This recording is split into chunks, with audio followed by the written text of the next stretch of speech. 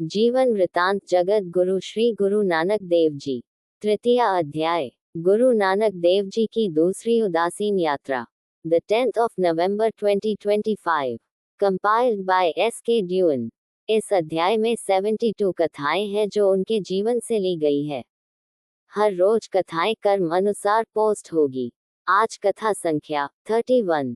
मधुर संगीत की महिमा, बेंगलुरु, कर्नाटक। श्री गुरु नानक देव जी इस तरह उपदेश देते हुए बेंगलुरु पहुंचे, जो कि उन दिनों भी दक्षिण भारत का सबसे बड़ा व्यापारिक केंद्र था। वहां पर छोटे छोटे कुटीर उद्योग होने के कारण आसपास से लोगों का आवागमन बहुत बड़ी संख्या में होता रहता था। अतः उस नगर में स्थान स्थान पर भिन्न भिन्न मतावलंबियों के धर्म मंदिर विशाल भवनों के रूप में विद्यमान थे, जिनमें विभिन्न प्रकार से केवल मूर्ति पूजा होती थी तथा कहीं कहीं कर्नाटक संगीत में काल्पनिक भजन गाए जाते थे।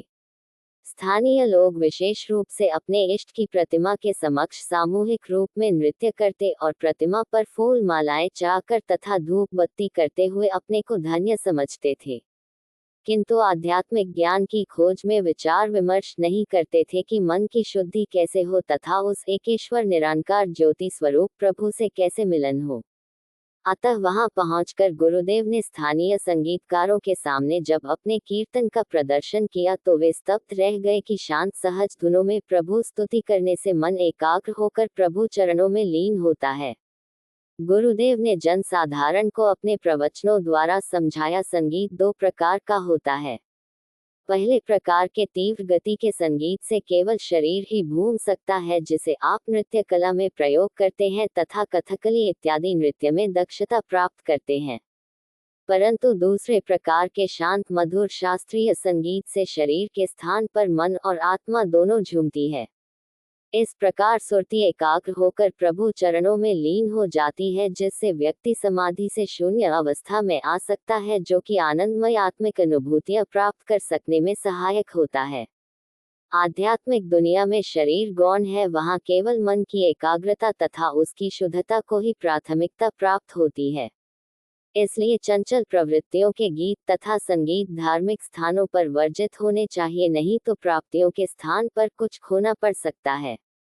वाचा मति परवावजु भाव, होय आनंदो सदा मनी चाओ, एहा भगति एहो तप ताओ, एतो रगी नाचहो रखी रखी पाओ, पूरे ताल जाने साला, होरु नचना खुशिया मन मा रहाओ, सतु संतोख वजही दुई ताल, पैरी वाजा सदा निहाल, रागो नाद नहीं दूजा भाव, एतो रगी नाचहो रखी रखी पाओ।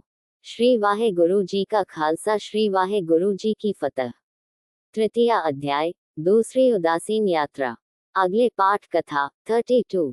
पशुवध बलि की भर्त्सना, पालघाट, कर्नाटक। बोलो जयकारा बोल मेरे श्री गुरु महाराज जी की जय। Compiled bye S.K. ड्यून।